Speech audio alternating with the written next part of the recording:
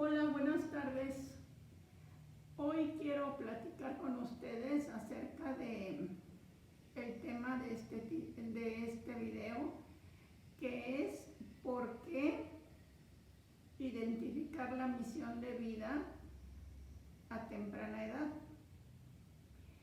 Y para empezar a desarrollar este tema, les quiero platicar lo quiero hacer como un cuento.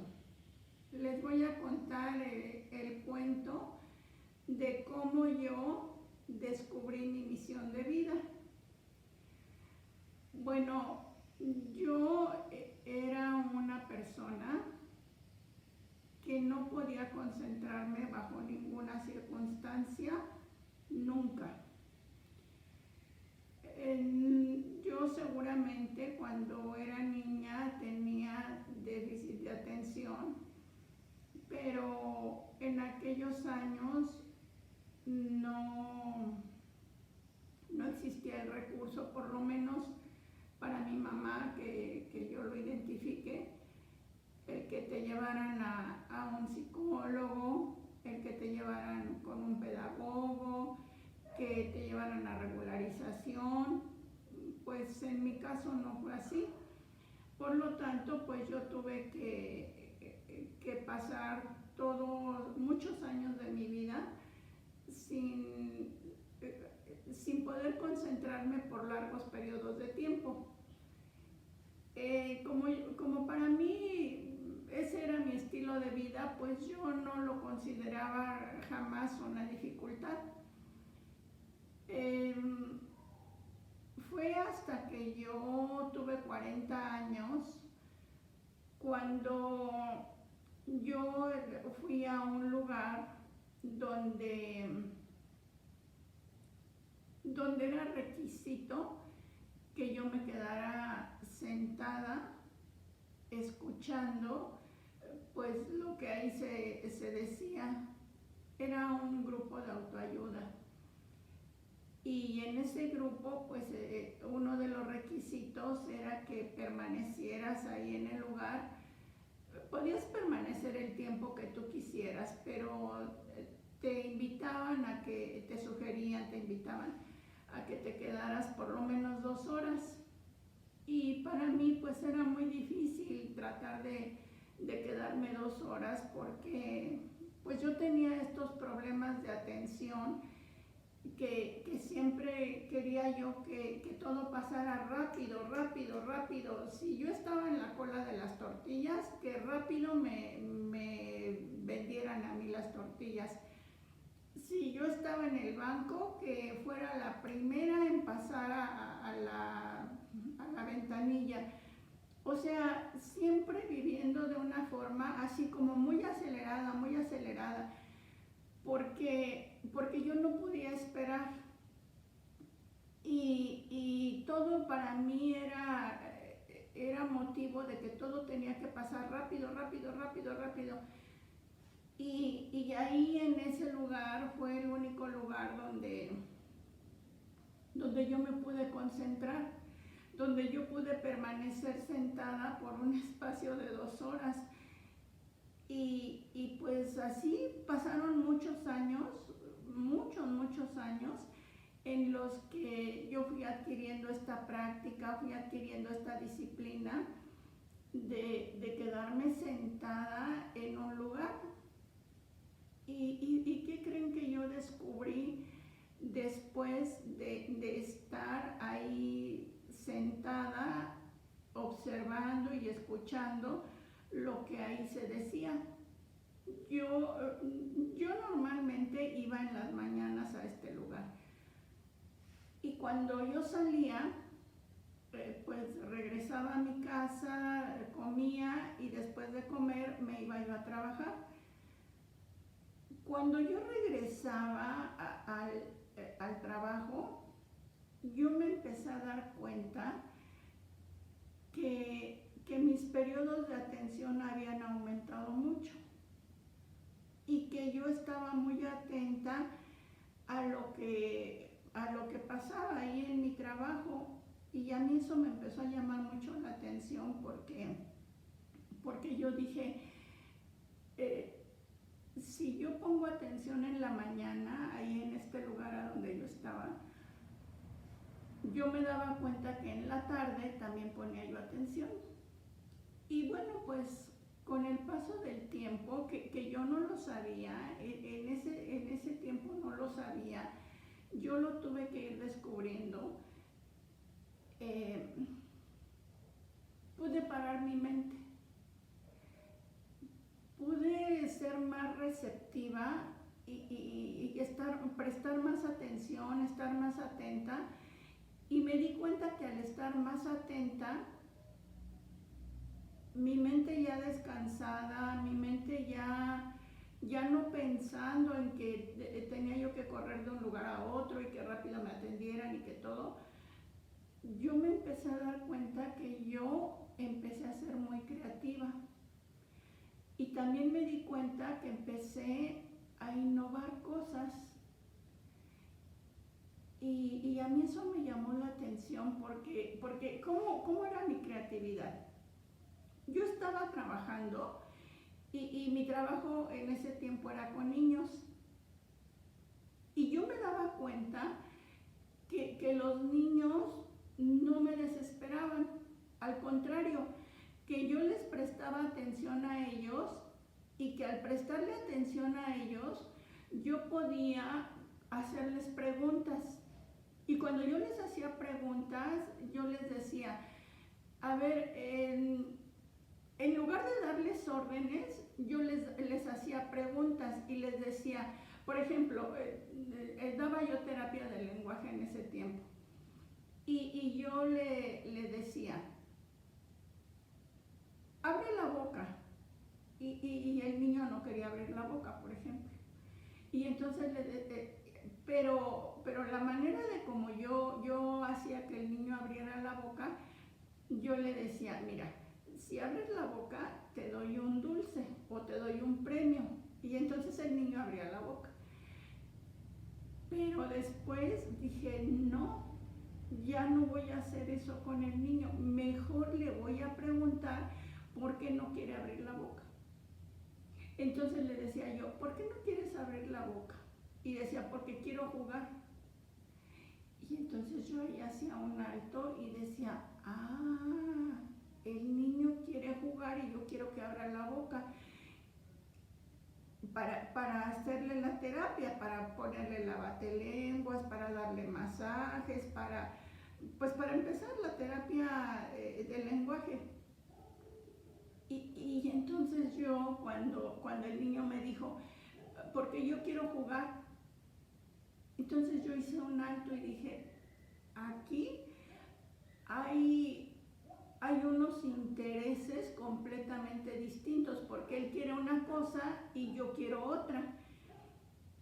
Y yo tuve que hacer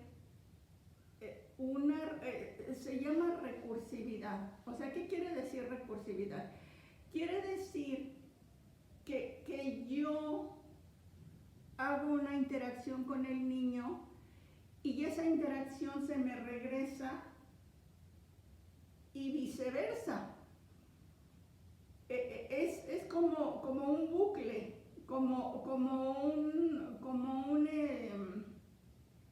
un torbellino de ida y vuelta, así como algo que está para arriba y para abajo y que está en movimiento. Y eso rompió con las órdenes que yo le daba al niño. Y cuando yo hice esto, cuando yo hice esta circularidad, cuando yo pude hacer al niño preguntas y yo contestar sus preguntas o sus demandas, esto cambió. Cambió totalmente porque entonces el niño ya no se resistía. Entonces el niño ya cooperaba, ya jugaba, pero ahora sí lo quería hacer. Ahora ya no era mediante ese intercambio te doy un premio, te doy un dulce, te doy esto, te doy aquello, porque en ese intercambio pues era eso, ¿no? Tú abres la boca, tú dejas que yo te haga la terapia y yo te doy un premio por esa conducta que tú estás teniendo, pero no era del agrado del niño. El niño finalmente sí hacía lo que yo le pedía, pero no era ni del agrado del niño ni tampoco era de mi agrado, porque entonces era así como a fuerza, ¿no? Como, a ver, yo te tengo que dar un dulce para que tú hagas esto y tú tienes que hacer esto para que yo te dé un dulce. Entonces era eso, era como una negociación, como una lucha, como tú haces esto y yo te doy aquello, tú haces esto y yo te doy aquello. Cuando yo empecé a hacer preguntas, eso se rompió. Ya no pasó eso de tú haces esto y tú haces aquello, porque eso cambió para decir qué vamos a hacer. Y entonces cuando ya fue qué vamos a hacer, ahí hubo un cambio radical. Todo se enriqueció, todo cambió, todo fue diferente y ya con eso me llevó años descubrir esto, muchos años me llevó a descubrir esto que pasaba con los niños, hasta que yo empecé a ver los resultados, los beneficios que tenía el ir tomando al niño en cuenta. Y luego yo descubrí que si yo tomaba al niño en cuenta y que si yo le hacía preguntas, el niño decía que era lo que quería, y lo que el niño quería nada tenía que ver con las propuestas que yo estaba haciendo. Y esto es lo que pasa en los hogares y en las escuelas, y esto es lo que pasa en las relaciones de los adultos con los niños, que los adultos quieren que hagan los niños una cosa y los niños quieren hacer otra. Y aquí, ¿cuál es el tema? Que los adultos no vamos teniendo el tiempo para ir haciendo preguntas a los niños. Y como no tenemos el tiempo de hacerles preguntas, como no tenemos el tiempo de escucharlos, como no tenemos el tiempo de mirarlos, como no tenemos el tiempo de detenernos para preguntar qué quieres, cómo lo quieres, a ver, yo estoy pensando que debes de hacer esto, pero tú quieres hacer otra cosa, ¿cómo le hacemos? Y me di cuenta que la forma de que yo le preguntaba al niño y le preguntaba, sus respuestas eran infinitas. Y al ser sus respuestas infinitas, mis opciones también se volvieron infinitas. Y así es como yo fui descubriendo mi propia misión de vida. Y yo me fui dando cuenta que mi misión de vida era trabajar con los niños, pero trabajar de una manera divertida, de una manera entretenida, de una manera circular, ya no de una manera de hacer esto y haz aquello y tú haces esto y yo te doy esto a cambio y no. Ahora era circular. El niño decía que quería, yo le decía cómo lo hacíamos, y entonces ahí se enriqueció absolutamente todo, porque ya las cosas empezaron a cambiar, y eso es lo mismo que pasa en los hogares. Nada más que en los hogares no tenemos el tiempo, la disposición de estar haciendo este tipo de preguntas, porque ahí las tareas es una tras otra, tras otra, tras otra. Y por eso son los berrinches, y por eso son las faltas de conducta, de lo que se le llama desobediencia, lo que se le dice berrinches, pero no es porque el niño sea berrinchudo, y no es porque el niño sea grosero, y no es porque el niño sea mentiroso, y no es porque el niño sea flojo. Es porque el adulto no tiene el tiempo de detenerse para preguntar al niño. Y yo fui descubriendo que si esto se hacía parte de una metodología, entonces el niño podía empezar a identificar su misión de vida. Y luego yo hice juegos. Y esos juegos ya tenían un propósito. Diseñé juegos de arte, juegos de ciencia y juegos de tecnología. Para niños de 3 a 10 años. Y descubrí que con esos juegos, que con esa metodología, un niño podía propiciar su misión de vida en arte, en ciencia y en tecnología. Y es a lo que te quiero invitar, a que conozcas esta metodología,